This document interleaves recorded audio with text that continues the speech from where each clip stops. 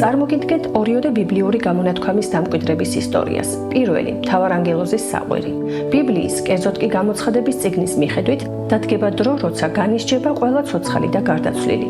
იქნება საყოველთაო განკითხვა და ცოდვილთა დასჯა. მთელი ძალით ჩაჰბერავს მაშინ მთავარანგელოზის საყვირში საყოველთაო სამსჯავროს დასაწყისის მაუწყებლად. გადატანითი მნიშვნელობით მთავარანგელოზის საყვირი დამნაშავეთა გამოაშკარავებისა და დასჯის დასაწყისს ნიშნავს. მეორე, მოა სოდომ გომორა. ბიბლია გვიამბობს, რომ ძველი აღთქმის პერიოდში არსებობდა ქალაქები სოდომი და გომორა.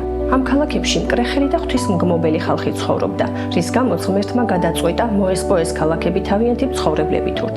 მართლაც, ერთხელ ღმერთმა აწვიმა სოდომსა და გომორას ცეცხლი და გოგირდი და ორივე ქალაქი მიწასთან გაასწორა. სწორედ ეს ისტორია უდევს საფუძვლად აღნიშნულ გამოთქმას, რომელიც ნიშნავს მოსპო, გააქრო, გაანადგურა.